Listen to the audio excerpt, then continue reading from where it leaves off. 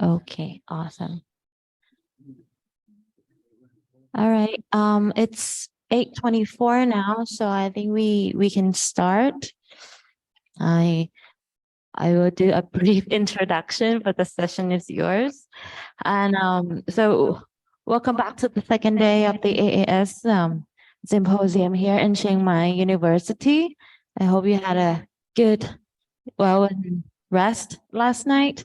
And this morning session would run from 8:24 now to 10 o'clock and maybe a bit later.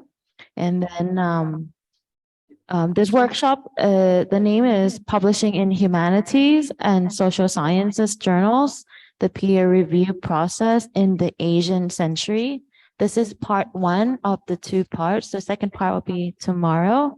And we are very fortunate to have Joe Alter here, who is the editor of Journal of Asian Studies with us, and as well as Kun Trasvin Jittidecharak, of the co-founder of the Silkworm Publishing. Yeah, so I'll let you take the floor and continue. Thank you very much. It is a tremendous opportunity for me to be here this morning with my colleague from Silkworm Press and an opportunity to become more familiar with Chiang Mai. And I want to start by thanking the conference organizers, SIDA in particular, the Association of Asian Studies, and Chiang Mai University for providing this opportunity for all of us. I want to start very briefly with a personal introduction, and then I'll pass it to my colleague to do the same. We'll talk very, very briefly about our work as editors to provide a context for the discussion. And we'll talk briefly about our experience as a way to really prompt questions. This ought to be, I think, conceptualized more as an open roundtable conversation with you as junior scholars who primarily will have questions that we might be in a good position to be able to address as we get into more focused material on the peer review process. So very briefly, my name is Joseph Alter. I'm a medical anthropologist by training. I was born and brought up in India, came to the United States when I was 18. Almost left immediately, but decided to stay and pursued a higher degree and have become more and more involved in Asian studies. And a few years ago, had the wonderful opportunity to become the editor of the Journal of Asian Studies, following on experience that I've had as a scholar, submitting manuscripts, going through the peer review process, primarily from an anthropological disciplinary perspective, but increasingly with interest in the humanities and the social sciences more broadly. So I'll say a few things more about my experience as editor of the Journal of Asian Studies in a minute, but let me pass the microphone to my colleague Trasvin from Silkworm Press. Thank you, Joe. Hi, everyone. It's good to be here, but not so good in early morning, even though I'm the early bird. But still, it doesn't mean that I like to work early, I just get up early, do other things. So I'm not as serious as Joe, but I think we in Asia like a little bit sense of humor. But when I edit, I'm not so funny, or when I reject manuscript that people don't find funny. I almost got a hit from one submitter, want to hit me with a manuscript. He was so disappointed, he would almost cry. Since then, I said, just submit it by email. I'm not meeting anyone personally. But my name is Trasvin Jittidecharak, but everyone, please just call me Trasvin. That's not how we pronounce it, but it's close enough. I have been a publisher for 37 years. I'm old, okay, even though I look young, but I'm old. And yeah, and he's young. You see, in publishing, we always surprise it. when you read and you don't know what the person is like. So I judge people by writing, which is kind of hard, you know. Actually, people could be nice and warm, but I start publishing by accident. Not quite an accident. When Silkworm started, I was a bookseller. My family had a bookstore. We don't own it anymore, but and I get tired and I get bored. I get bored of what? And I think you'll be interesting. Import book was so expensive at the time. The hardcover of textbook that we import was like over 1,400 baht. And at the time, gold, you know, we sell it not in ounce, but it's like 5 ounce something. Gold at the time was only 700 baht. Were more expensive than gold, and I was disgusted. Even in booksellers, you look at people who come and pick up the book, and they're so disappointed they can't afford it. And you know, book is meant to be read, not to be decorations. So I start licensing textbook for this market. I mean, you from South Asia wouldn't have that experience because you have mass market, and then, you know, there was a system that, but in Thailand where people doesn't speak English much, it's totally different. So I started that way and started in Chiang Mai.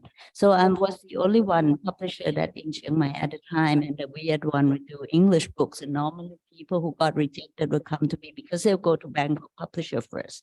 But anyway, as I evolved, I didn't intend it to be scholarly or academic publisher. It took me 10 years. I published, I don't know, I can't even remember it, but the first book that we got mentioned in the publisher weekly in Frankfurt was a guy for motorcycle touring in North Thailand. You know, it's a funny, fancy guidebook. But at the end that I published more and more academic, I licensing them. I did it as a service for young students and academic here that they need books. You know, at the time there were no internet, no mobile phone, no nothing. Fax machine. It was so expensive at the time. Even telephone license was so expensive at the time. So here in Chiang Mai, I just talked to Joe beforehand that we see the whole thing evolve. I saw that Chiang Mai University has evolved, and it becomes an environment for academic, for scholar, for students. And it's a happy cities, you know, for everyone. It's so diverse. You wouldn't find it in Bangkok. I mean, because Chiang Mai, that we took it for granted that it has an airport, an international airport. This is rare, you know. If you in other province in Thailand, if you in Chanthaburi, that's in the east, it took you 4 hours if you're going to travel abroad, 4 hours driving to Suvarnabhumi, and you have to be 3 hours beforehand, right? So you lost almost 1/3 of your day to traveling to go somewhere. So Chiang Mai is, I'm sorry, you can stop me, you know, Joe, if I talk too much. But I think we need to warm up. We need to wake up. I need to wake you up. I need to wake myself up too. So this kind of thing. So I learned it very hard way, little by little, until after the financial crisis in 97. And my experience at the time, I already have a distributor in UK, and they charged me for the warehouse fee. And I said, but it's going to drop. I can't afford warehouse in UK. That's in Cambridge somewhere. I said, why don't you throw my book out? Nobody buy it. You just throw it out. I don't. They said, and my distributor at the time said, Trasvin, stay calm. You know, it's nothing gonna happen. I said, no, I'm donate all my books to the Thai temple at the time. I mean, it's not that many, but still I save money. And then after that, a few months in Frankfurt. You see, I always say Frankfurt because it's the biggest book fair. It's where publishers meet each other to do business. It's not retail fair. The director of University Washington Press came to me and said, Trasvin, we've been observe, and actually it's a collective we. Observe your publishing is growing in Chiang Mai and you do something. Do you want us to distribute your book in the US? And I said, you must be joking. How much you charge me for the warehouse? Tell me first. And he said, no, we don't charge you anything. You know, this is how we do business, blah, blah, blah. So my experience, this is a real experience. And I'm still remain or the only Thai publisher that have a proper distribution in the US. And some other Thai publisher try, but they didn't keep the quality. And you wouldn't imagine how much I pay for an editors, you know, to upkeep the quality. So copy editor in Thailand is expensive. It's not just everyone could walk in because we have to get them work permit, which is another story. You don't want to hear about it now. But so that's how we start. And I don't have the academic background. Actually, I have an art background. I'm a designer. I was trained in New York at Parsons School of Design. But I design books. I do typography. So my books look great in that sense. You see, it's a sensitive subject. If you don't know how to lay out Thai, because you see, you're a younger generation, you use a desktop computer where Steve Jobs had told you what to do. But I learned it when Steve Jobs and I are probably the same age, you know. I should have actually applied to work for him, but I didn't, which is good anyway. So typography, layout, everything have to be pleasant to the eyes. You can see, you can tell, right? You bought books on the street. You can tell, you could feel that you can't tell that what's the difference, but I tell you the secret. Layout and typography is so essential. But if you let the machine do it for you, you don't have that feeling. And writing book, writing article, something, it's reflect a personality just the same. So much of my story, that's it. I've been working for 37 years and I'm still working. So whenever, you know, so when I got a hotline, in the old day, I would say a call from Moscow, but now Moscow is out, Beijing is out. Let's say I have a call from RCSD by the great Ajahn Shayan, who I cannot refuse. And he said, oh, we have a workshop on the 10th. Can you join us? I said, yes, on the 10th. He didn't tell me the time. And I was in Bangkok. Actually, this week I was supposed to be in Bangkok, but let's say, okay, I fly back. So I got my ticket at the end. Then the letter comes and said, it's on the 9th too at 8 o'clock. Okay, fine, you know, I'll do it. For the spirit of scholarly, self-scholar, academic. Okay, I'll do it. Thank you. Thank you so much. One of the points that Trasvin brought up, I think, is especially important and allows me to segue into some of the details of journal publishing, and that is the importance and the significance of publishers who are based in Asia having distribution networks and increasingly making their publications available to scholars who are based in the US. And the Journal of Asian Studies has a very robust book review section. And the book review section was one of the first opportunities that I had to become deeply familiar with Silkworm, precisely for this reason, which is publications that are coming from scholars who are based in Asia, publishing in Silkworm, and then having books reviewed in the Journal of Asian Studies. And it's something which I increasingly want to put the focus on, which is to break down the barriers which demarcate where academic publishing is done and to open up the field of opportunity for scholars all over the world in different contexts, maintaining the issue of quality, which of course is the paramount issue for all editors, and to maintain that while at the same time breaking down the barriers which are artificially imposed to define quality in very specific and narrow ways. So the challenge is very complicated in terms of finding that point of crossover But it's something which I think makes the whole field of publishing very, very exciting.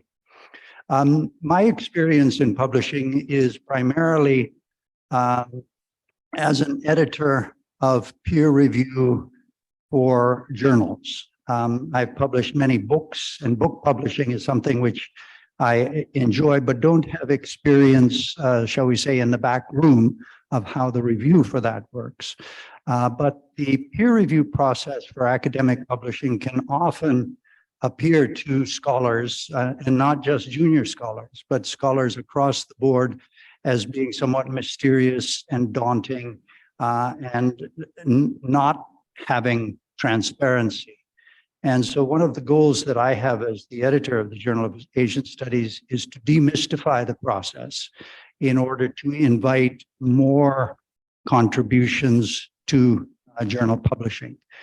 The Journal of Asian Studies is a publication that is not by any means unique, but it represents a particular kind of journal. That is the journal of a large, very prominent learned society that has established members and a very clearly defined mission to engage in Asian studies. And so what it does is to open up the opportunity to reimagine what Asian studies is from the standpoint of the changing academic environment.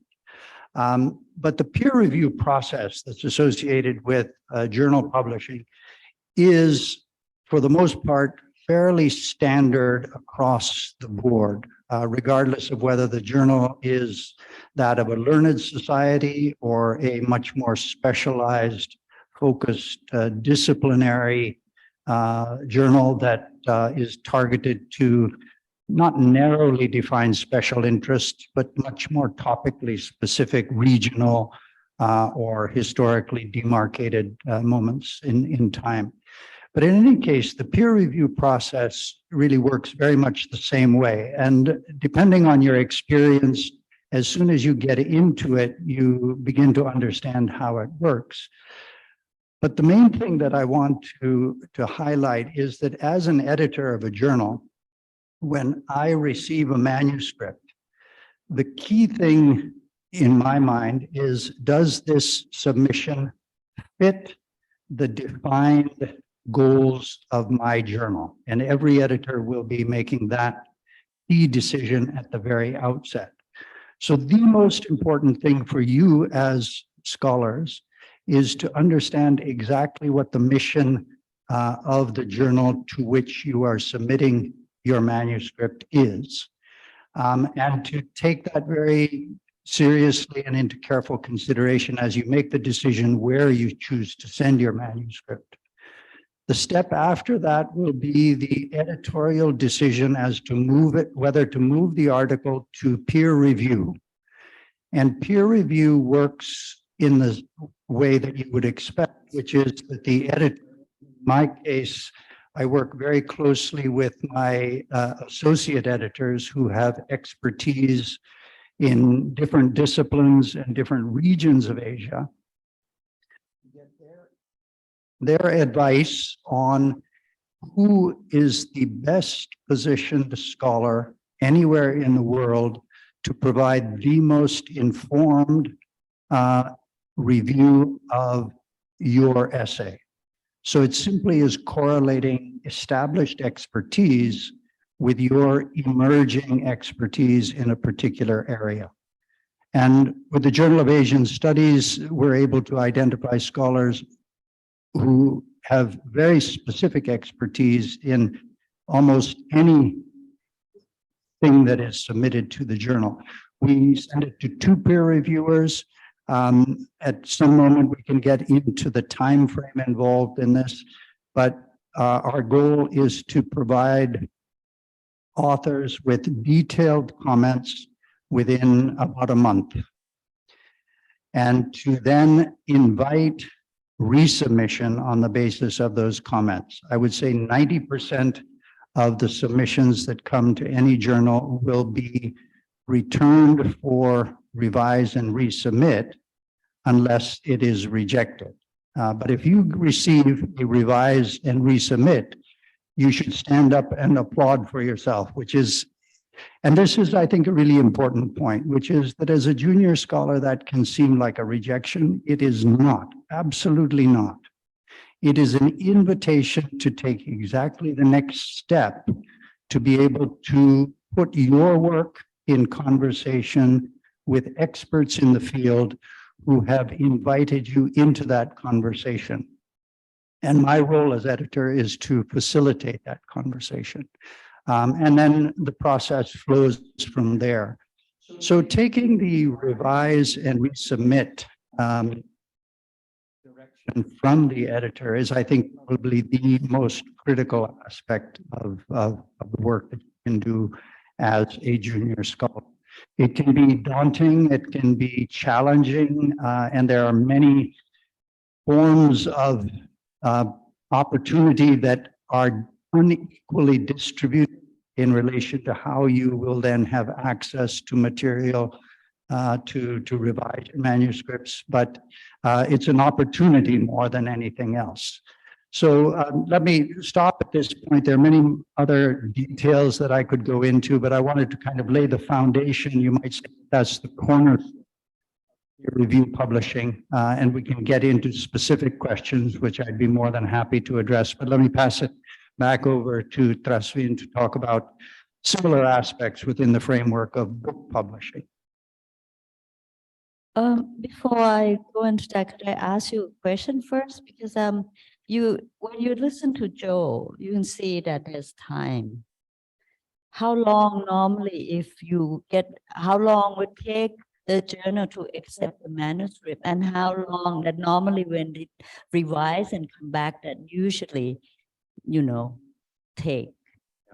No, it's the time frame is critically important, because it can seem like it will turn you into an old person long before your time. And I am the embodiment of this problem. But seriously, it takes a long time. In a nutshell, I try and get it to the peer reviewers within a week and a half of the submission, at the point at which I decide to send it for peer review. Peer reviewers will take a week or two to make the decision about whether they can fit it into their schedule. I immediately send the manuscript to them. They have 28 days to do the review.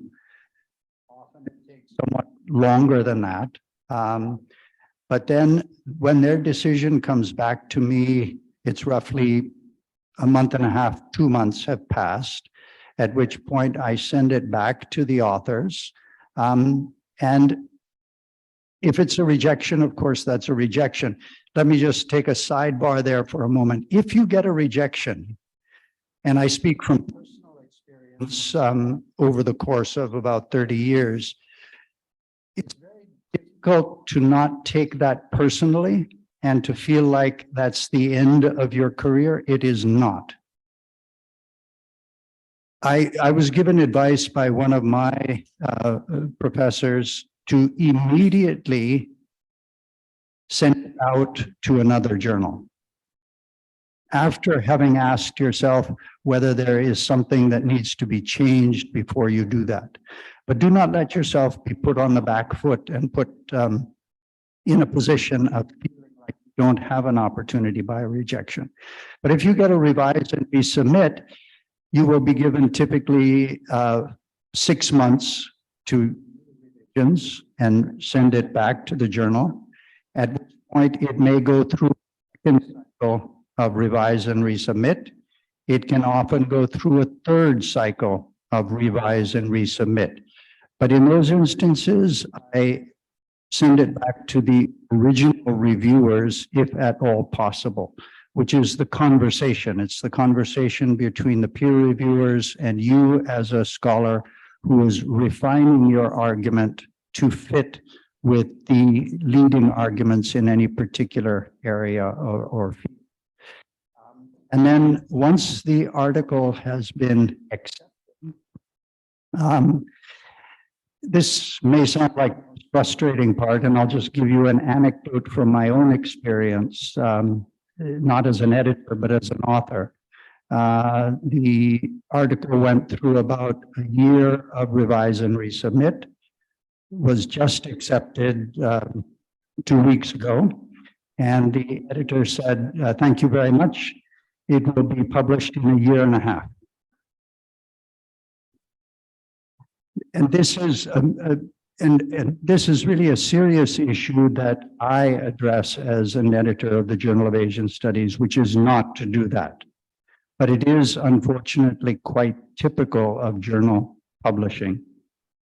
In anthropology, I know that many of my junior colleagues, it takes 3 or 4 years for an article to actually be published from beginning to end.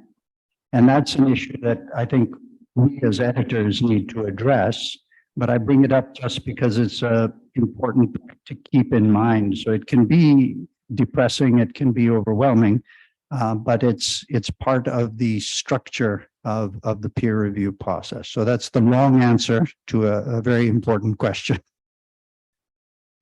You see, this is the most important issues, you know, because I mean, you have your career, you're waiting, you want this credit whatsoever. It's so you need to know. I mean, we have no editors have intention to hold you back. And actually, we want to push it as fast as we can, but it's not possible. It's just not possible.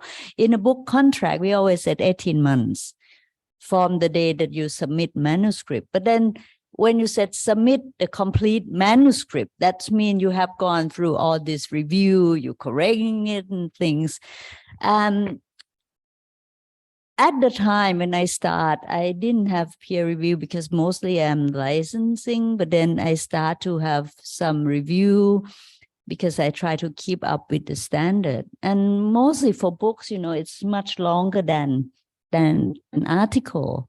And then you need to double check with reference. And in the old day when I started, there was no internet, so that it's even more complicated. Now, this day that it speed up with all this help with technology, but it doesn't mean that it speed up. But you know, when you speed up something, details just disappear or you overlook at it. I make mistakes. We make mistakes so many times because we overlook it because it went too fast.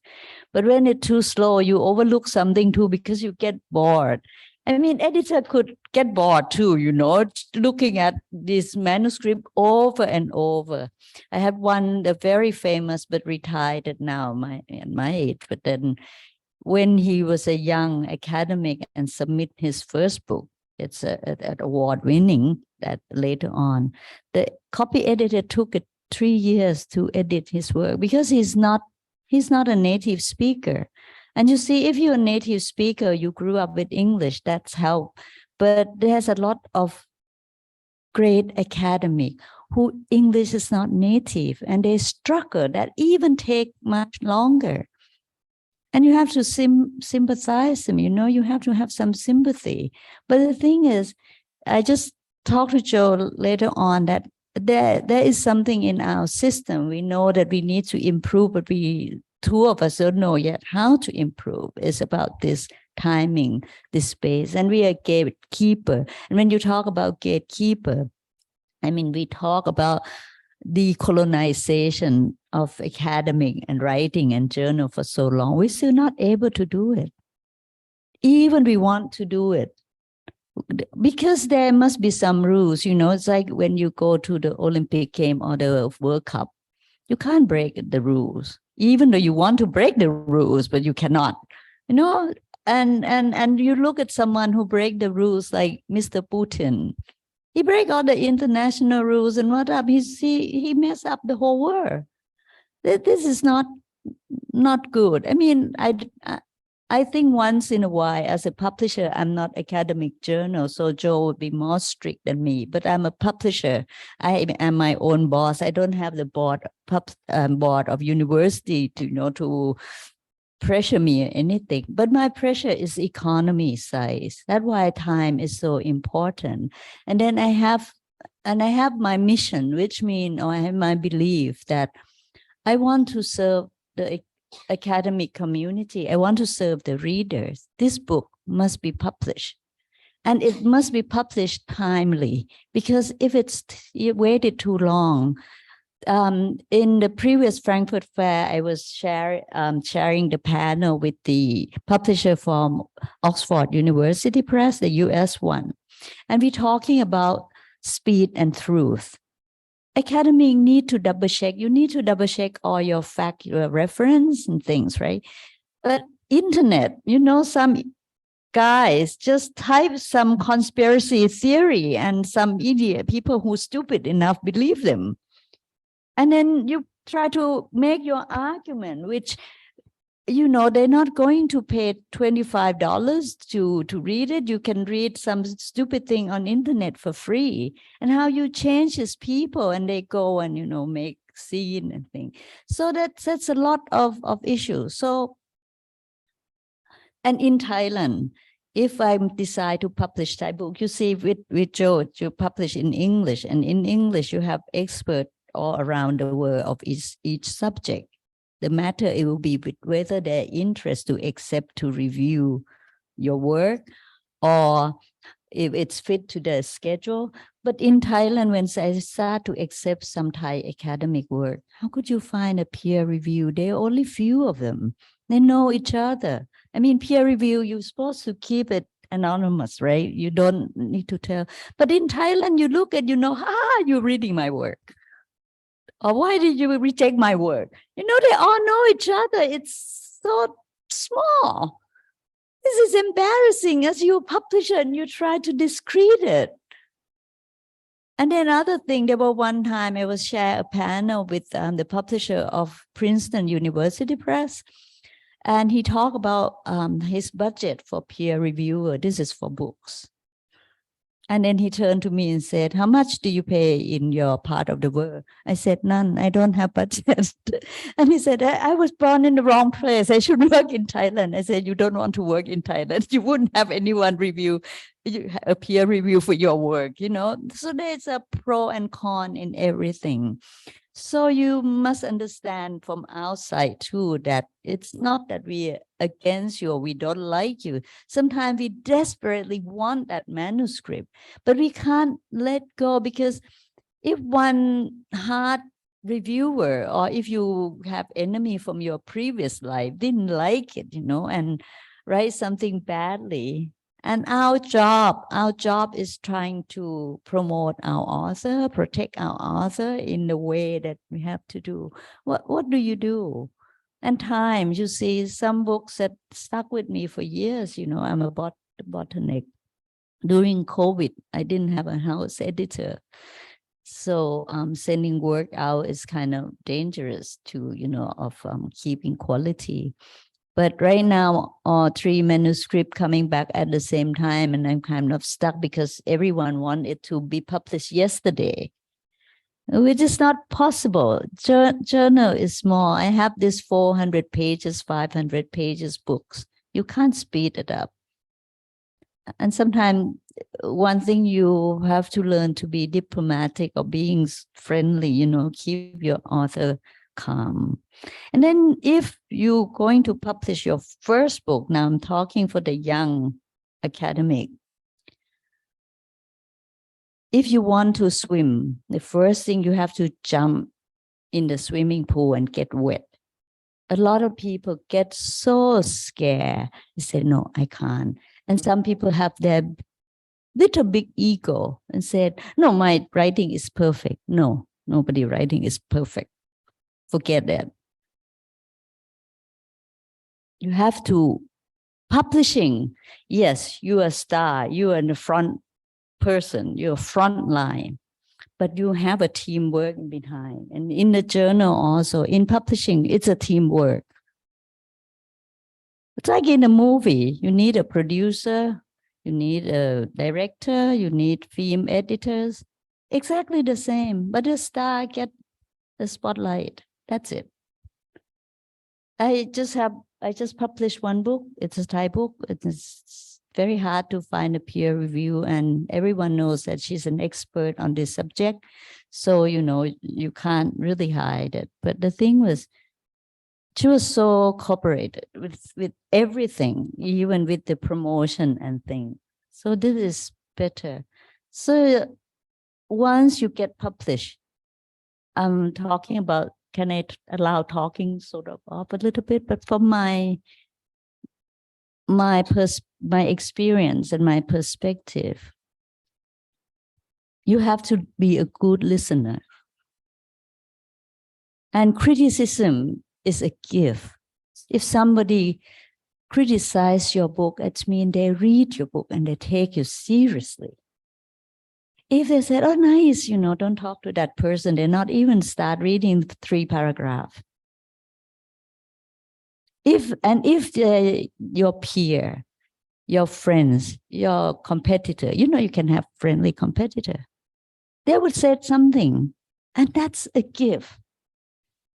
People who read your work is your friend, even though they are, if they hate you, they're still your friend, because you get the sincere feedback, even though it's a negative one.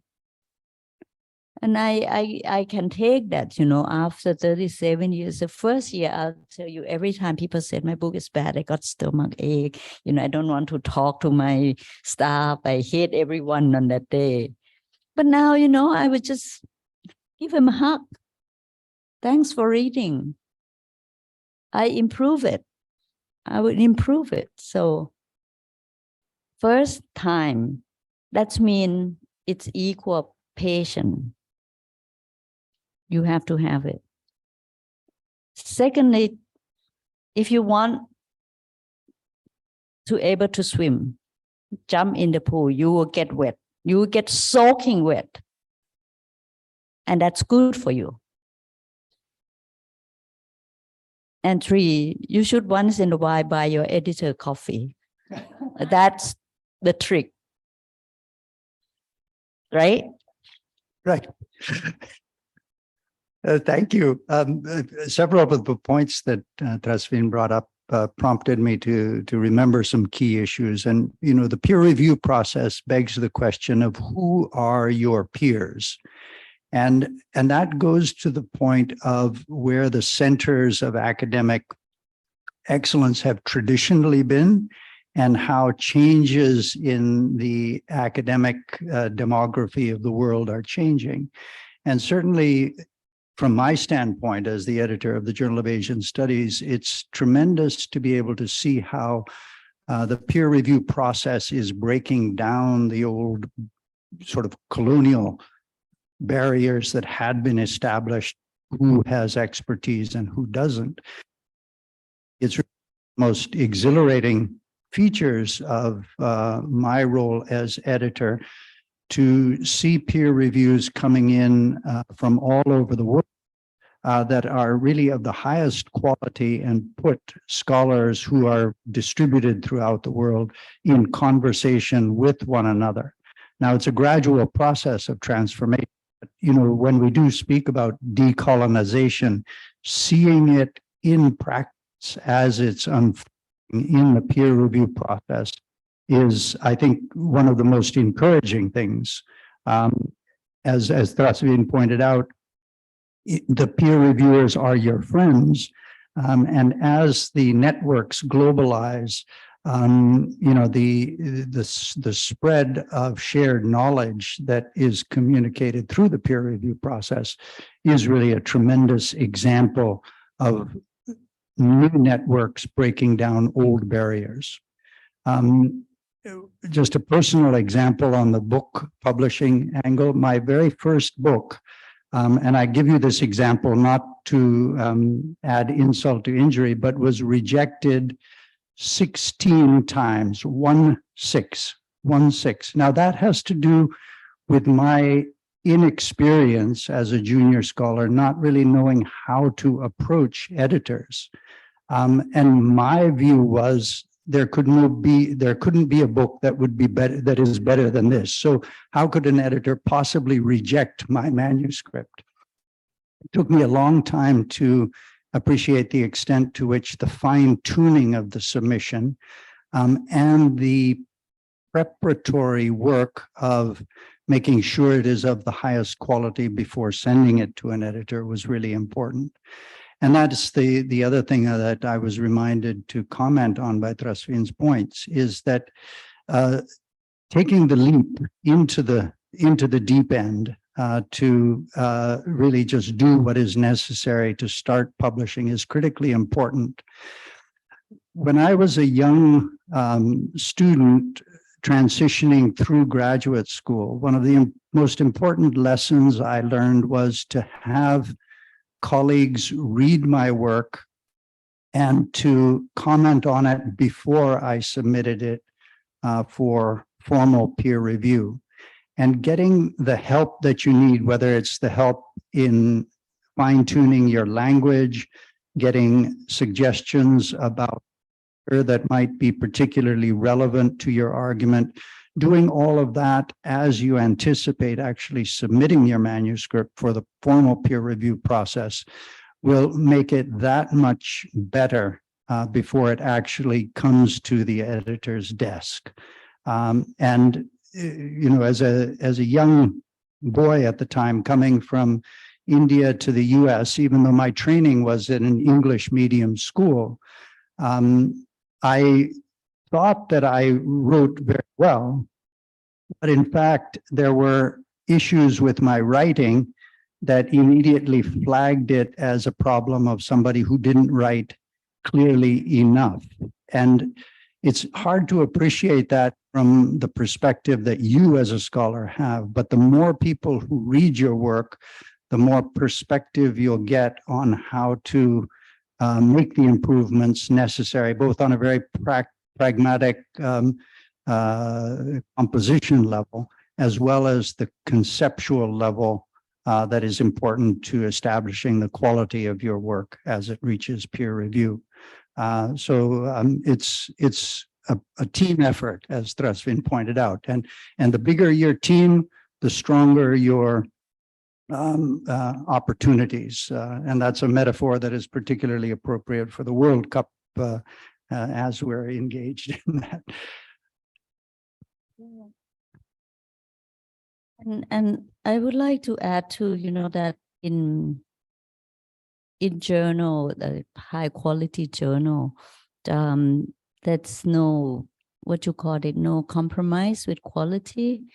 But in publishing, sometimes it does, because economy is important too. And sometimes that we calculate, we want to sell, unless you have very rich institution back you up, you know. In my case, that I have no institution back up, it's on my own pockets and things. So I have to calculate well. And sometimes that you were asked to cut, like if you come up with 400,000 words and said, could you cut half?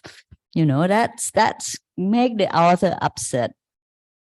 Especially if you're French author, that I listen to French academians and French publishers, they have a lot of story, because French author could be really, no compromise. And the publisher would just, okay, you know, the Japanese and the French is like that. But here in Thailand, I think we had a say, because it's harder. But in Thailand, a lot of academic now just self-publish because of the POD and print on demand is cheap. So they have no quality control. Yeah, it's true. So in Thailand, it was so easy that you can have 10 books published, you know, if you pay to publish. But that's it. A lot of English language probably like that too, because they only 3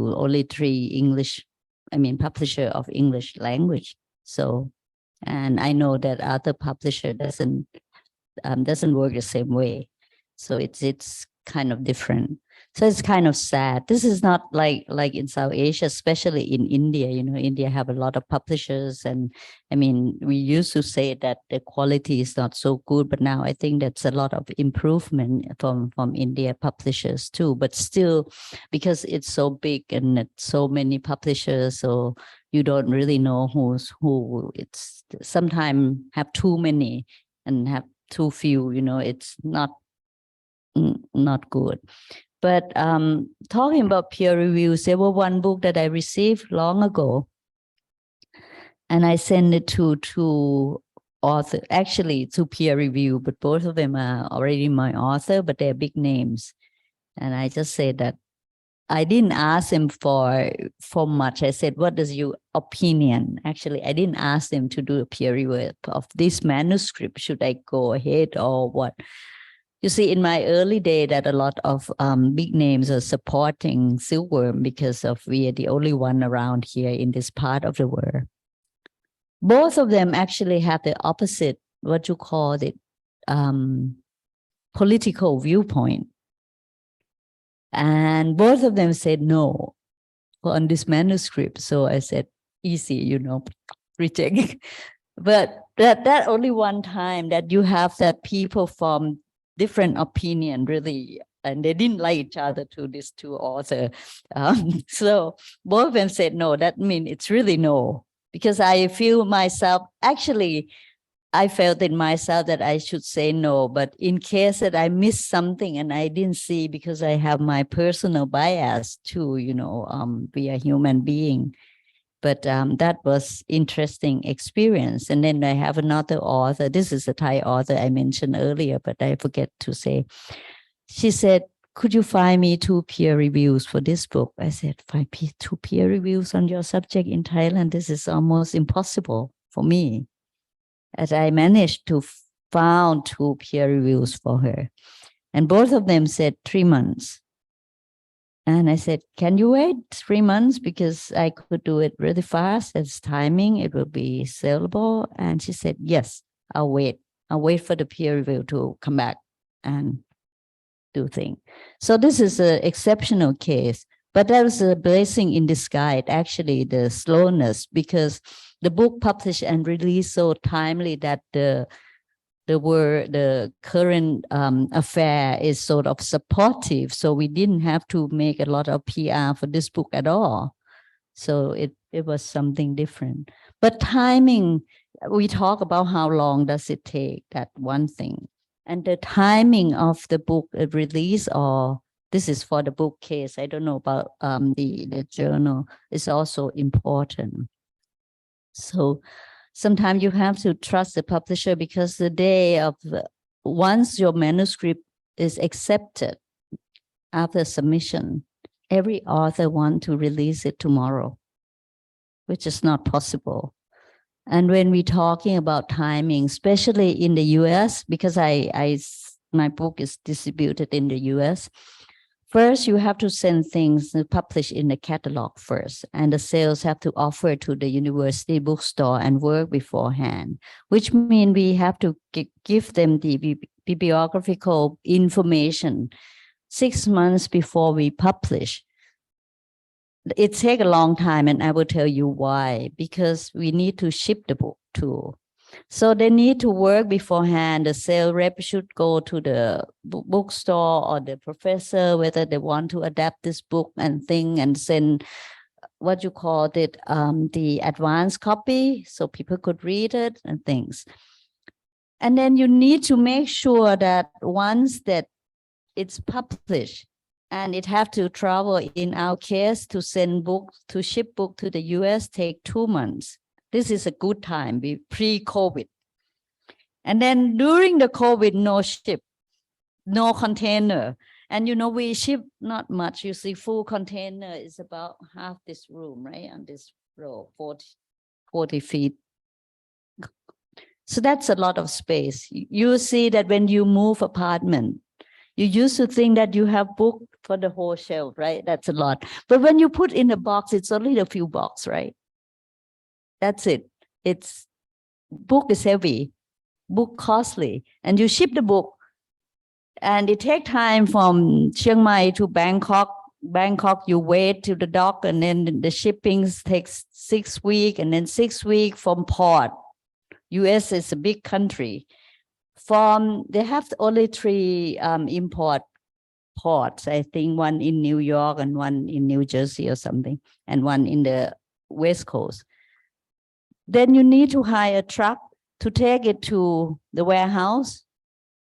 And the American worker, I'm not so fond of them. You know, they're kind of slow.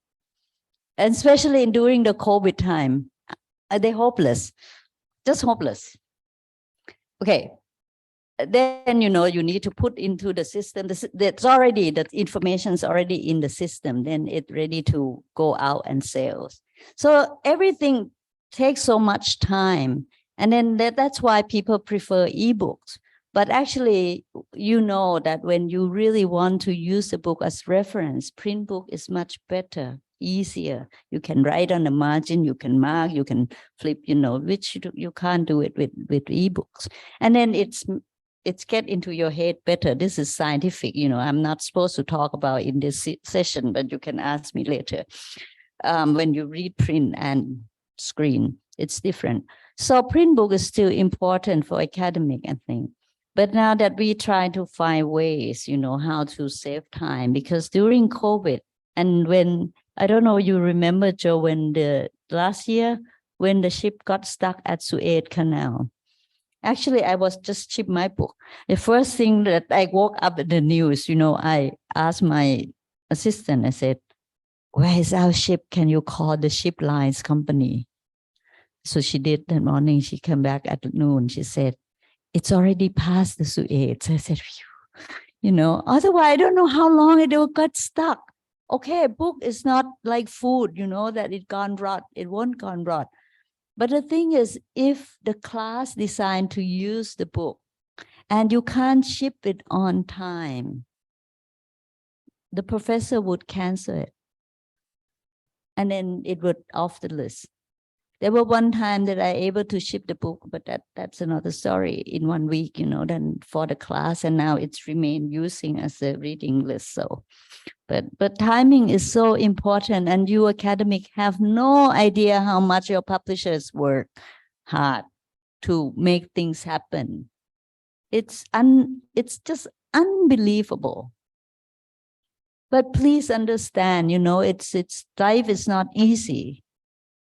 It's never easy.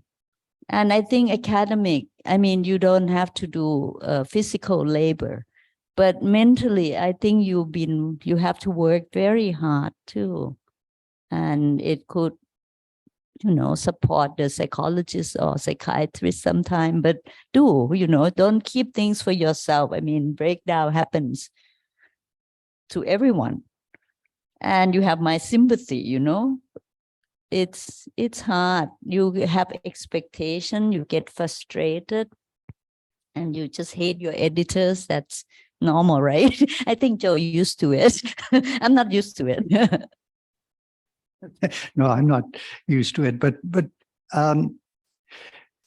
you know, the problem of delay in publishing is a chronic problem that we've both spoken to in different ways. And to sort of take a positive spin on that, I think one of the things that is happening within journal publishing, and it's been going on for a long time, so it's not brand new, but it is linked to open access and open access publishing that some journals are involved in a much more aggressive and proactive way than other journals. And there are intricacies to what open access means for whom and how it is structured by any given journal.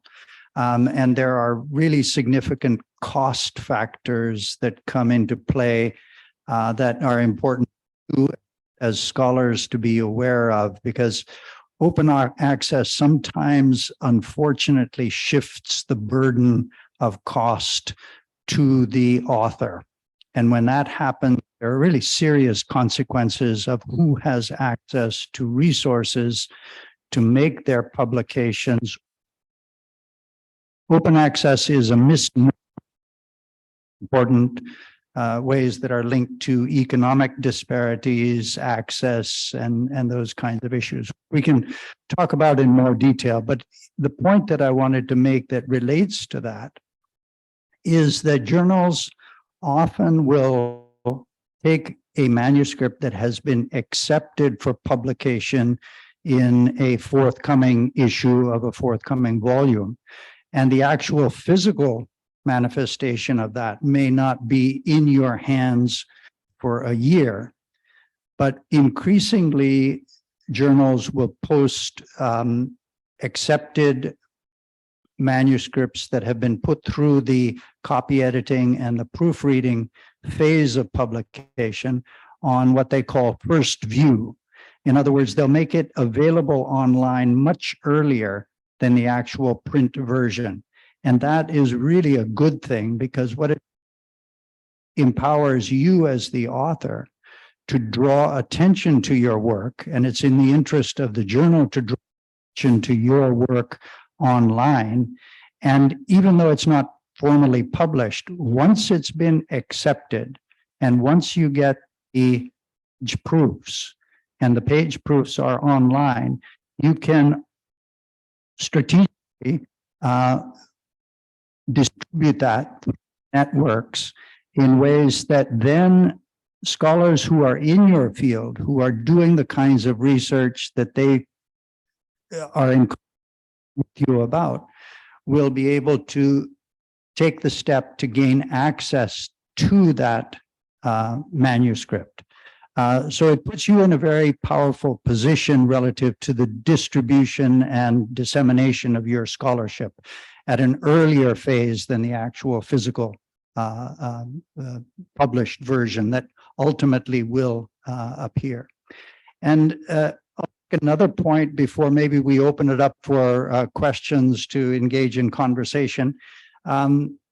The field of journal publishing is changing dramatically. There are more and more journals that are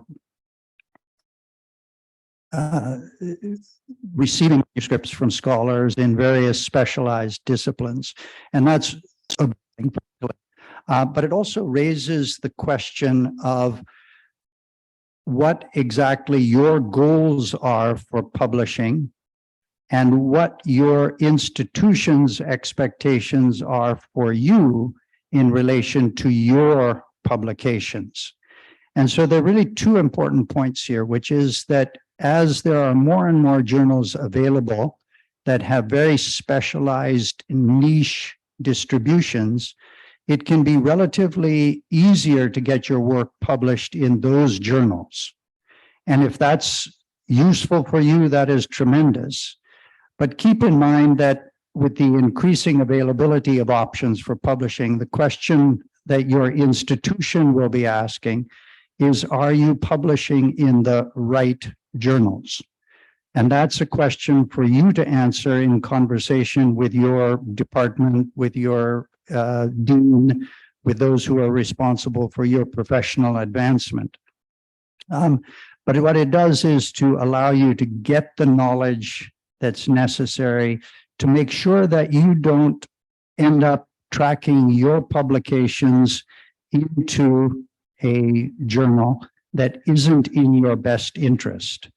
Because there are what is referred to as predatory journals who will approach you with what seem like very seductive offers to publish your work, and they'll say, we will be able to publish your work faster and give you wider distribution than anybody else who is currently publishing. Be wary of that and simply approach it by getting as much information as you can about what is really in your best interest. And my rule of thumb for advice to graduate students, early career scholars, senior scholars, is to always aim as high as you possibly can within the framework of your disciplinary expectations for publishing. And to do that very thoughtfully, with the understanding that you can prepare yourself to be competitive in that domain of publishing, rather than allow yourself to be tracked into something which might be easier, but in the long run may not actually fit your goals and might not actually live up to your expectations for what you want to achieve.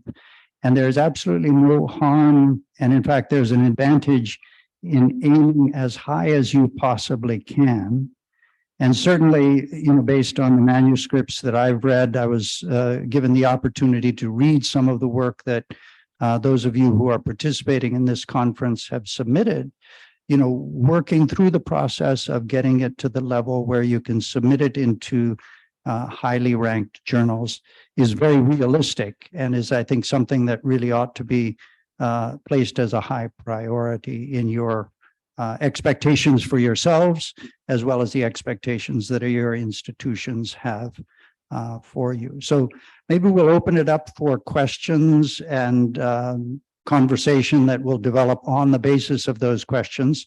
I invite you to, stand up, and we'll see whether we can hear everybody. If we can't, then we'll pass one of the microphones down and we can just kind of pass it around the room from person to person. So please, questions, and we'd be happy to elaborate.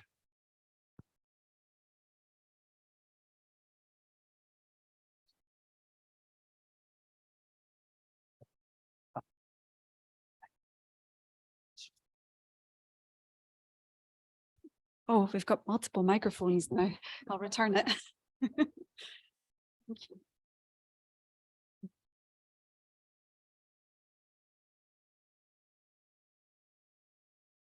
Very much for your advice. I've taken plenty of notes. I have a few questions about the peer review process as someone who's been through it and also as a reviewer. And this is the first question. Do you think there's any benefit in incentivizing the peer review process to speed up the process, whether it be from a copy editing perspective, book perspective, or journal article perspective? And the second question is about, because I know that many of our participants are PhD students who might be looking to publish a monograph within the next, I don't know, whenever they finish, within the next 6 months, 6 years, whenever. There are a number of publishers that specialize in monograph publication, such as Springer, which charge a fee.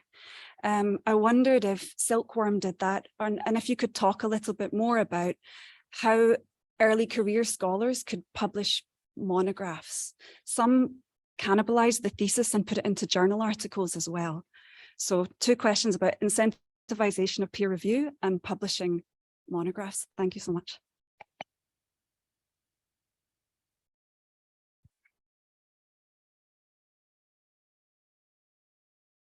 You see, I know that monograph is different business, and I'm not in that kind of business.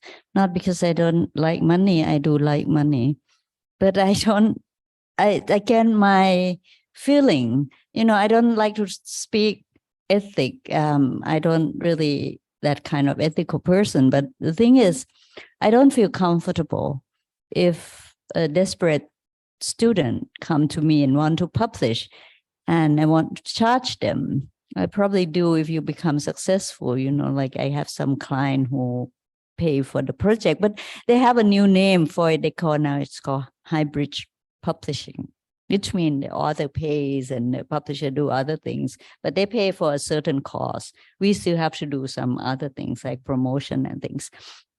But however, in case of Sprinkle and perhaps Elsevier and thing, I know they charge or lots of, sorry to name names, they might sue me, but doesn't matter. At one time that I called them that how could you behave like a bloodsucker, but in front of the public. I mean, I say that in front of the public because I really felt that way. And then they sold the copy back to the author so expensively. Come on.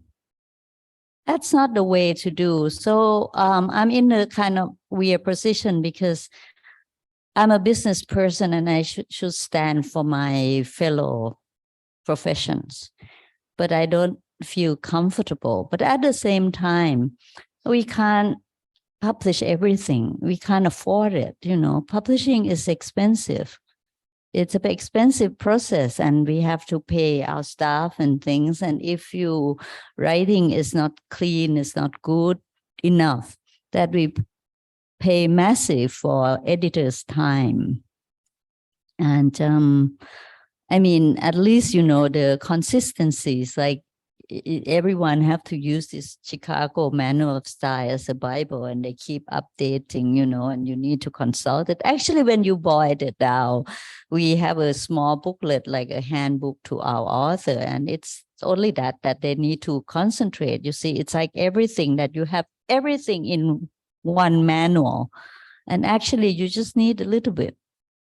But that's a knowledge in life too. If you're a PhD student, you have all these reference, like tons of reference, but all you need to do is just a little thing. And publishings are like that. But it's hard to answer, because you see, if I have enough money, that I probably publish more. But if I don't, especially in a hard time, I mean, for us, English book used to sell, people from the US and India don't laugh. We used to sell, like, if 1 year we sell over 1,000 copies, we are happy, because our cost is not so bad. But during the pandemic, in this time, academic books only go down to 200 copies. You can't survive. I mean, at the end of the day, everyone needs to survive. That even, I mean, I'm talking practical, not idealistic, academy need to survive too. That's why you need to publish. It's going around and around like that. So journal is good. And then, with the corpus journal, and when your KPI is to get published, it's helpful. But you can tell that for the engineer and the STM, they paid even more to get published, which is ridiculous, just ridiculous. I don't have answer really, but I don't approve it and I don't do it. But if it's institution money, like we got some project with the EFEO, and it's public money. And they asked us whether we are willing to have it open access. 8 months. I said, fine, but 8 months after I release the book, because I still want to sell some copy. I mean, I still need some cash, and I think libraries still need a hardback, and I mean the hard copies, to have it. But after that, because it's fully paid, I'm willing to make it open access. But it had gone through every, serious publishing process, necessary publishing process. So for open access, the funding is around $15,000 per project. It's expensive. But since it's that's cover our expense and thing, we are happy to have it open so people could read it online or whatever, and sell it at the hard copy at a reasonable price, not too high. But Sprinkle have different model, and Elsevier have different models. So I have a librarians colleague in Europe who really protest. I mean, in Europe, I don't know that that they protest that they won't order even a single of copies of Elsevier and Sprinkle if they don't agree with them to bring down the price. And this is the stupidity of the US government. One day that they gave all the public research work to Elsevier free, and Elsevier come back and charge everyone. So I'm sounds like an activist, right? So sorry, I'm supposed to be a business person. Yeah, the political economy of publishing is a really important framework within which to understand how peer review and selection and so forth happens. So it's a big issue, and to try and address the questions in a very as specifically as I can, let me start with the one about incentives for peer review, which I think is a really important and sort of an insightful question, precisely because it does raise the issue of the service that we as academics provide that is not compensated. In other words, it's an expectation that our institutions have of what we should do as part of our professional development. And I think it's built into the architecture of sort of the academic culture that peer review is something that you should do, both because it's good for you from an intellectual standpoint, but it also demonstrates your commitment to the field. The problem with it is, which is the underlying point of the question, I think, is that that doesn't get recognized in the way that it should by institutions that are looking at the academic work that you do as a junior scholar. So my answer to the question is that the responsibility for incentivizing peer review is really an institutional responsibility. In other words, the department chairs and the deans who look at your yearly report of academic accomplishments should see the peer review work that you are doing as incredibly valuable and something that should be valued equivalent to, in many ways, the work that goes into other kinds of work that is oriented towards publishing. Unfortunately, that's not the case. So the challenge is, and this is something which I'm trying to do as editor, which is to just reinforce with administrators the tremendous value of the peer review work that is done by scholars. And on a sort of very on the ground level, what that translates into, at least in my institution, when I am sitting on a promotion committee and I'm looking at the dossier of a scholar who is trying to get tenure or trying to get a promotion, I keep my eyes focused both on how much has been published, but how much that scholar has contributed to the peer review process. And so making it visible on your CV so that you demonstrate that you take it seriously and that therefore it should be visible to those who are looking for it in the way that they take it seriously is, I think, sort of the only real mechanism there to highlight its importance to produce a culture that produces the incentive to be involved. On publishing monographs, again, a very big and important topic. And there are these different business models which really structure the way in which editors work within those business to get manuscripts for publishing. Again, it goes to the question of what your goals are and how what you need to do and what you want to do with the manuscript. But if you are a scholar who has just completed their dissertation or is trying to transform their dissertation into a monograph, I think one really useful opportunity, which is increasingly available, are the book publishing workshops that will put you in contact with a cohort of peers who are going through the same process, working with senior scholars who will be able to help in that transformation. So there are regional organizations, certain Asian studies, the American Institute for Indonesian Studies, the American Institute for Indian Studies, which promote these kinds of workshops. So that's one very practical step that I think can be very useful. The other is more open-ended, but also very, very effective, which is, I think, identifying who have series that relate to your particular academic interests and expertise.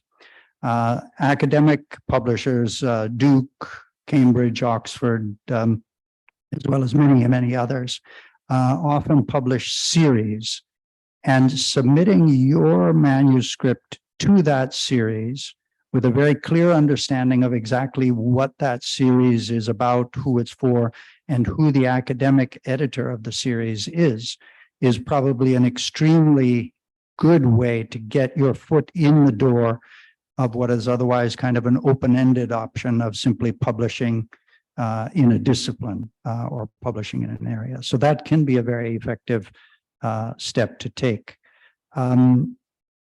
The difference between publishers like Routledge and Springer from academic publishers, publishers who are affiliated with institutions, Duke University Press, Minnesota University Press, University of California Press, NUS Press, for example, I think offer opportunities that may take longer and are based on a less profit-driven structure of publishing. And the differences are many and complicated, but in essence, they offer an opportunity to publish within a framework that is not driven by the marketing expectations of other publishers. Not that that's a difference of good or bad, but it's simply a difference which is important in relation to how your publication will be received by what kind of audience. And certainly my experience with publishing books has been largely within that sphere. Although I've had really good experiences stepping outside of that, given that my area is South Asia, and working with Penguin Books, for example, which obviously is very much a business model, but stepping from the academic into that domain was really interesting in the sense of what I thought would be a much wider distribution, but in fact, it became the opposite of that. So, just because a publisher is driven by a marketing model for distribution doesn't necessarily mean that your academic work will get distributed. But that's not a rule per se, it's just something to be clearly aware of. So really good questions, and I'm afraid I've been rather long-winded in the answer, but other questions to consider in conjunction with this, or Trasvin, you can jump in and comment. Yeah, I could sort of explain it too. Once that you got your academic criteria that published in journal and thing, and if you want to look up at your PhD thesis again and see that, or consult some editor, that whether there's a possibility to make it for the wider audience, that might be possible. I'm talking from my perspective that sometimes the subject is so good, but the way that all the jargon is there and things and argument, which tomorrow I will remember to bring a handbook. I didn't bring it today. I'm from the office, called How to Turn a Thesis to a Book. That was really useful. It published in Canada, and I still have a copy, and then you can take a look tomorrow. But Turn the Thesis to a Book is still academic book, but there are a few academic, big name that was able to write in such a style that the academic work become entertaining as well. And I think you need to kind of read this type of books to get the feeling that how they turn it to. Recently that I was following the news on Russia and Ukraine and things. And so it is the first time I came across the name of Stephen Kotkins, that he wrote Joseph Stalin biography, 3 volumes. And the first volume is 900 pages. And the second volume is 1,200 pages. So I don't know him. I just decided I could write to him. I want to know how he pursued a publisher to publish this big book, and even in 3 volumes and thing. But he gave an interview that the first volume he cut 300 pages, and the second volume he cut about 500 pages. Otherwise, it would be 200 pages. And you just want to talk to them, that how did you do it? But he got the funding. Because when he launched a book, he thanks the institution that he got the funding to research and to write and that kind of thing. But it becomes sort of timely. Not timely because it took him years to write and took years to publish. You know, he's still not, he's just finished his third volume, but it's not published yet. But it's a hot cake in terms of that kind of fat book. But I just want to say that sometimes, you see, PhD students so engrossing with their own subject, and they forget that there's other things in the world and other people. And the thing is, when you really into your stuff, in your subject, you should share with the author and how you explain your dumb friends who never go to get master degree, you know, to understand that this is what I have been doing. You see, it's come up at the end that why we publish either an article, the short, the long books, or anything, because we want to communicate. So communication is the heart at how you explain it. Or imagine that you have a child or children of your own, your son, your daughter, and say, Mommy, oh, Daddy, what are you doing for a living? What is this paper that you're writing about? How do you explain it to them? Yanis Varoufakis, you know, he was an academic and he wrote a short book called Talking to Daughter, Explain the Economy. And he said it took only 12 days, but that when you are up to the point that you can tell the task subject in the simple way that any child could understand it. That's a trick. But you see, you have to be a storyteller like Harari, you know, he talks about storytelling all the time. That's the thing that I think what is lacking in the discipline, in the PhD in humanities, that you forget this is the way to communicate, and then you write something that nobody understands. Even your potential publisher don't understand. That's it. Yeah, no, that is really very true. I think that it would be a discussion for another time, probably for those who are in the PhD phase of their work. But I believe that, I mean, PhDs, as they are conceptualized, leading to the writing of a dissertation, have value, but it's so narrowly defined within the framework of disciplinary expertise that, from my perspective, I think conceptualizing what a dissertation is, so it is more like something that appeals to a broader audience, would be incredibly valuable for breaking down the kinds of intellectual barriers that are produced by the production of what is really a strange kind of writing, which is the dissertation. I mean, it's so narrowly conceptual that it does the opposite of what writing ought to do.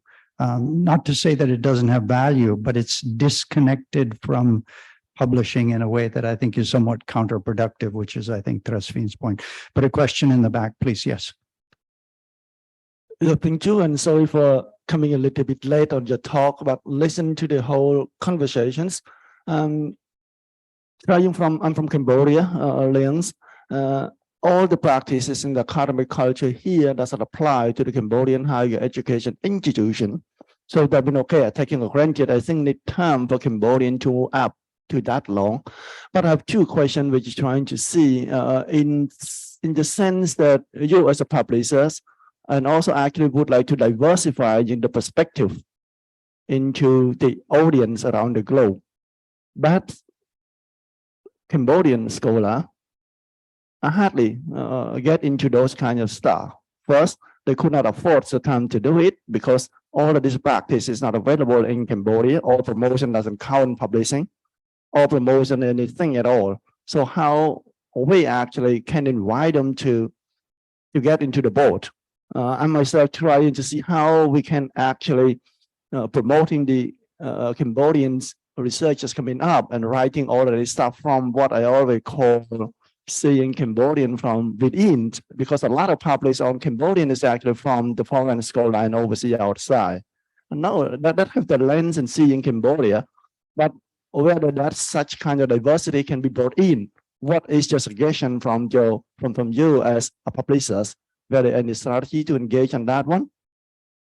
My second question referring to what you call it, the colonization process of this culture, right? I myself one time experienced this and would like to hear your comment on that one. What does that mean? So we're trying to write articles and to write a proverb at the end of our article, putting Cambodian proverbs with the Cambodians letter languages. One publisher does not accept that one. He said that his journal is not accepting that kind of character alien to the English one. So what does it mean? The decolonization process here, referring to you. What was your comment on that? I just would like to hear that. And then at the end, we need to actually finding every proverbs is every something saying according to what we actually mean, because we actually wanting to bring Cambodian local wisdom into the stage where actually these wisdoms could be disseminated or could be heard from the other. But still, I think in academic practice, the Eurocentric, the Western-centric is still at the core, right? So can you comment on that? Yeah, thank you so much for that that question, which brings up issues of sort of power in academia and the centralization of authority based on sort of knowledge systems that are prioritized in different way. So it's a question that could lead in many different directions.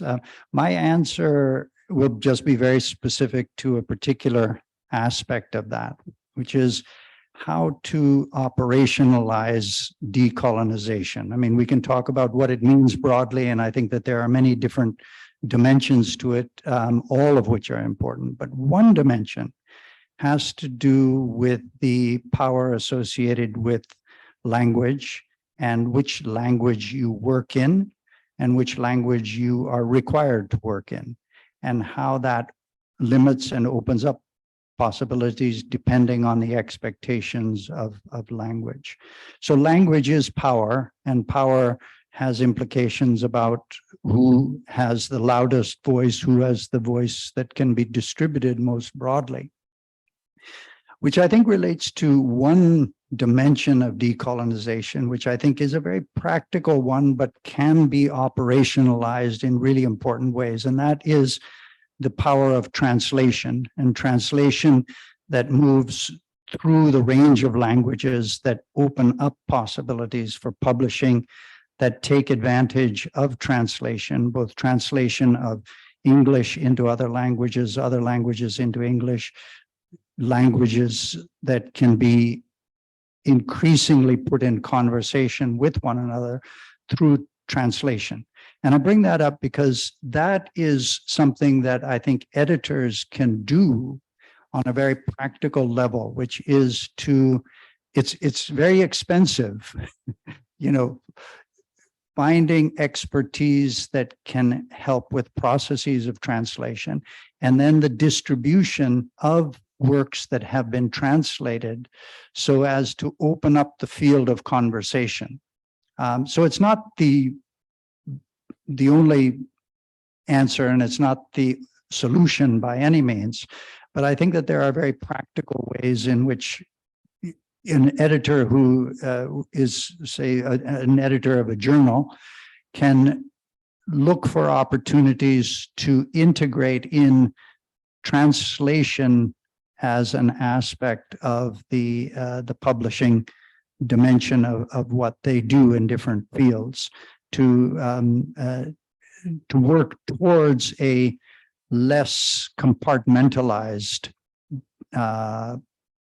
structure of academic distribution. So it's something that I've been thinking about a great deal, and something that I've invested a lot of time in trying to do.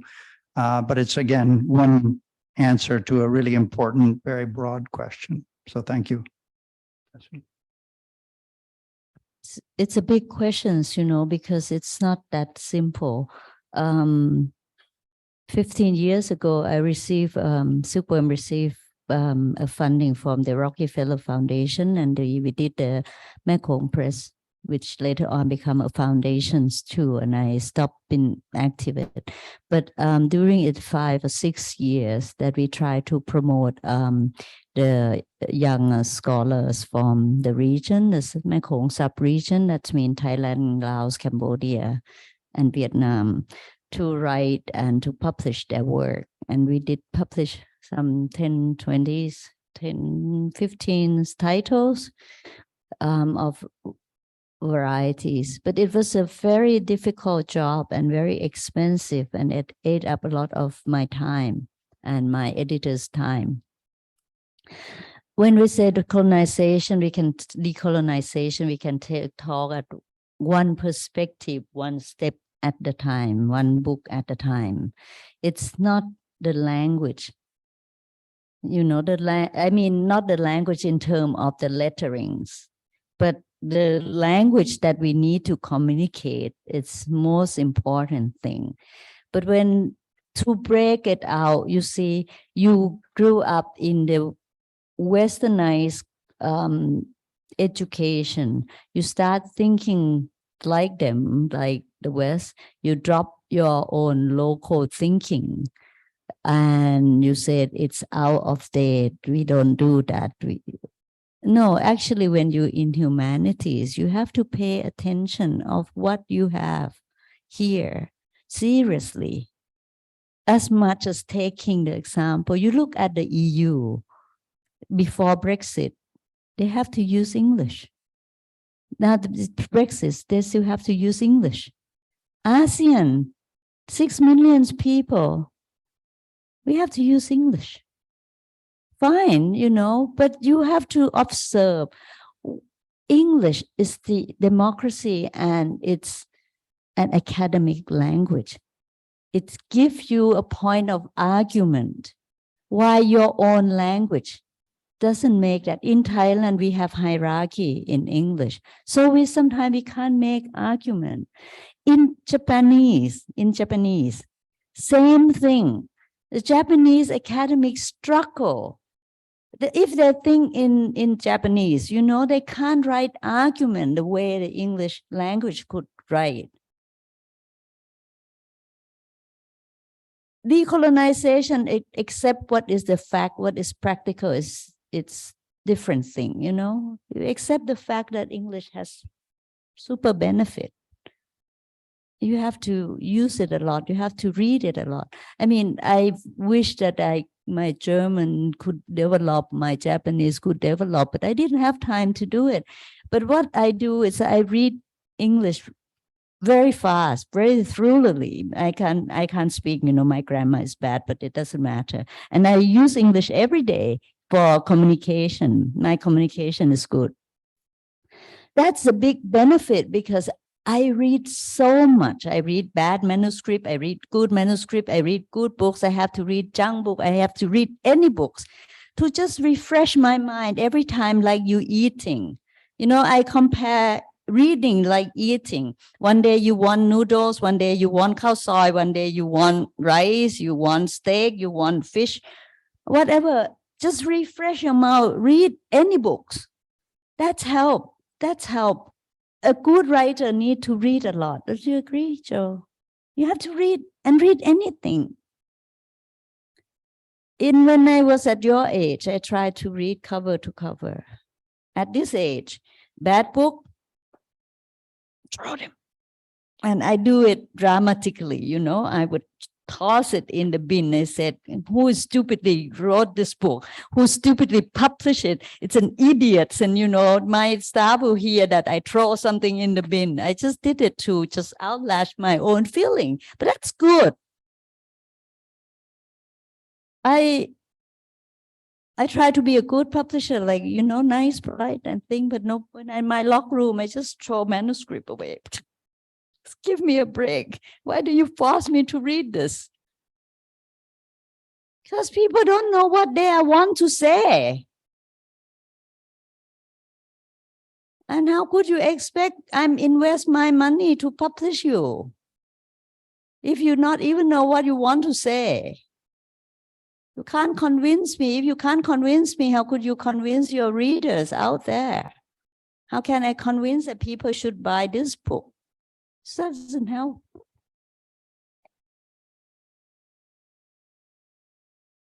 I know we're coming up close to the end of time. We'll have another question, please. Yes.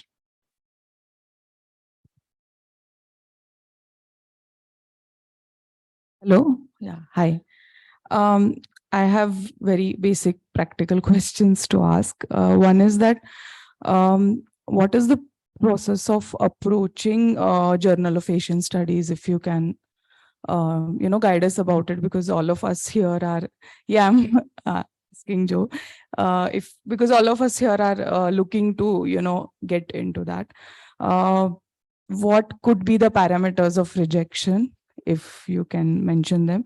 And, all of us are writing and thinking about publication, but when is that actual stage that we arrive at, when we can that we are ready to approach a journal?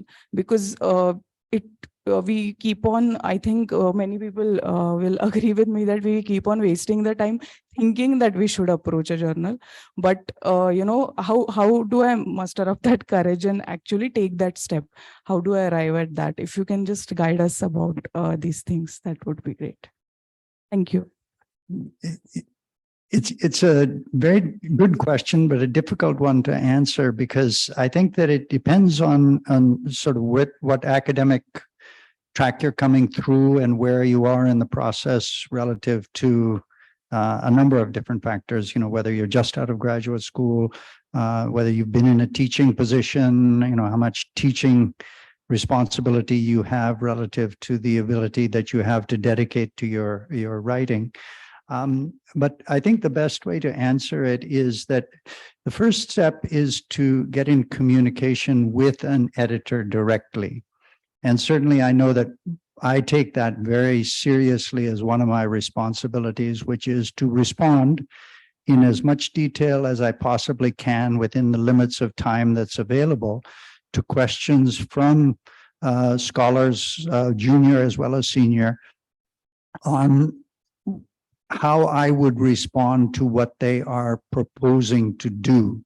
Now, obviously, I can't go into as much detail as I would like to on each individual case, but I think as a junior scholar, taking that step and being confident that you know what you know and where you want to go with your professional career, and approaching an editor, and if the editor does what they are, responsible for, is that they will respond to give you the right guidance about what the next step is.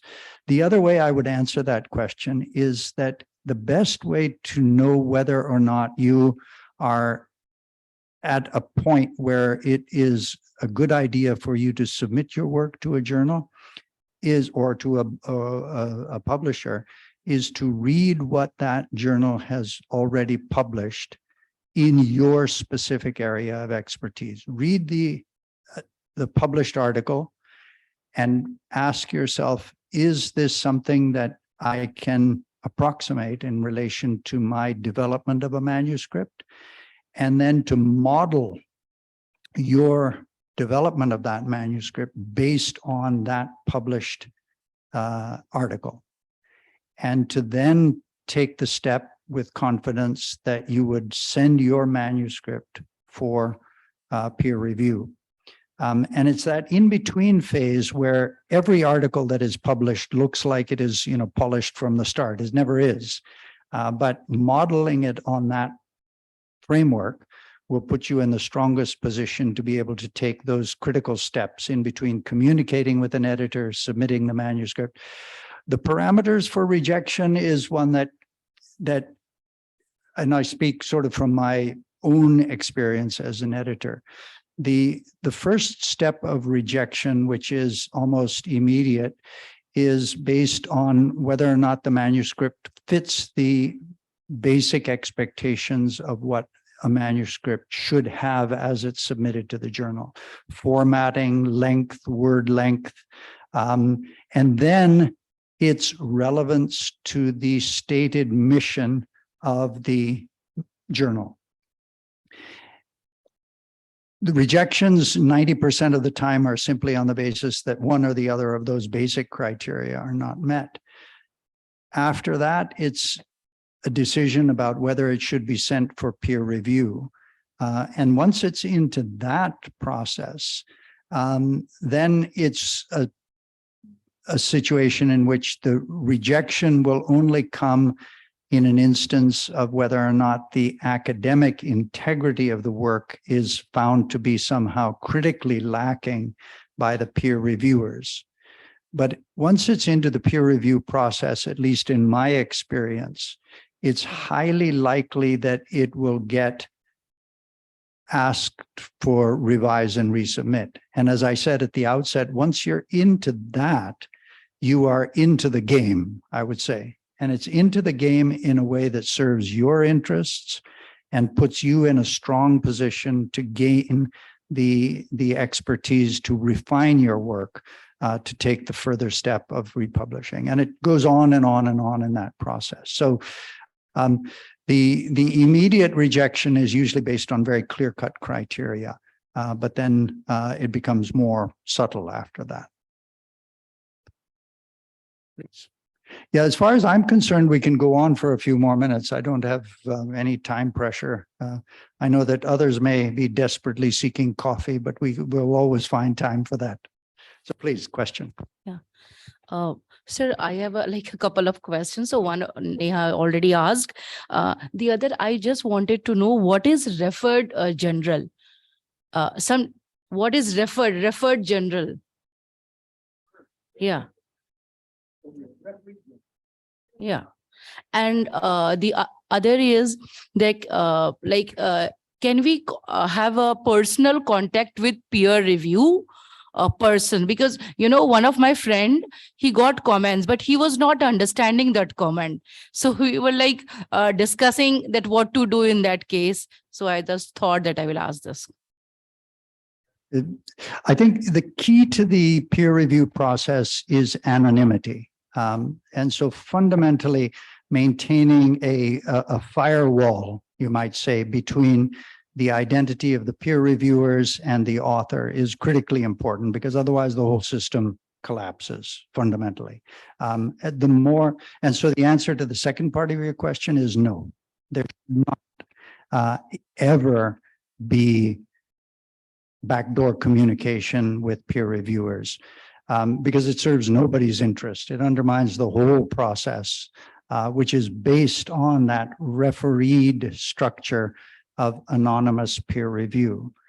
And it's not to give license to established scholars to be harshly critical.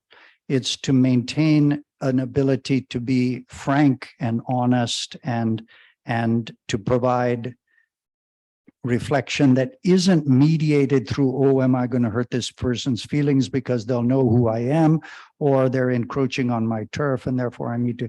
It's based on an idealistic principle, I would say. It's idealistic, but it's good in that sense, which is to ensure that the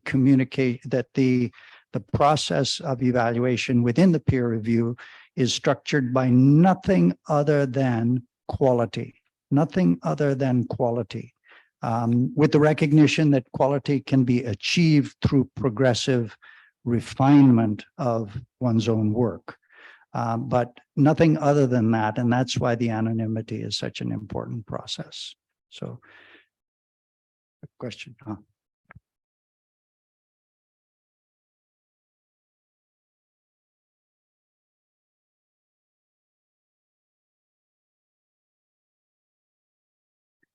Hello, I'm Sabil Khan from Pakistan. And my question is that for PhD scholar, it is a requirement in Pakistan to publish 2 research papers. And as you said, and everyone knows that, a good journal takes times, but time is not issue. Sometimes it takes times and they replied with regret to accept the paper. So for getting the degree, we have to publish it in short time. So for this purpose, we send our research papers to local publishers. So they publish it in a short span of time of a few months. But after getting the PhD, if someone wants to improve it's writing. So can it resend the same published contents to a good journals, or a cap is being kept on it? Now it cannot be improved. Thank you. That's a really important question. The answer is no. Once a manuscript has been submitted and accepted for publication by one journal or one editor, it cannot be submitted to another one for duplicate publication. So that distinction is very, very clear, which presents the challenge that I mentioned about being very aware of what is in your best interests in the first instance of submission. What's in your best interest as a scholar who wants to achieve whatever it is that your goal is, and your institution's expectations, which is, I think, the question was coming from. If your institution you to publish 2 research papers before promotion to X stage, that is a very guideline you have to meet. But within the framework of what is recognized as important for your accomplishments as a scholar within your institutional affiliation, taking full advantage of opportunities to publish in the best and most widely distributed journals is something that I would strongly advise, instead of taking the opportunity to publish in whatever is immediately available. But it's a matter of choice and options, and it's not always as clear-cut as it may seem. But I think we have come up to slightly over our time. I know we were scheduled to go from 8 o'clock to 10 o'clock. I think we'll break for now, but I will certainly be available, and I look forward to having ongoing conversations one-on-one or in small groups. Again, thank you all for taking the time to participate in this panel, and I hope it's been very helpful. And I wanted to thank Trasvin for providing a complementary perspective to our 2 experiences. Thank you. Thank you, Joe. Thank you, everyone, for putting it up with me. You have a crazy publisher in the early morning, but it was fun. And so I'll see you tomorrow. Yep. Thank you.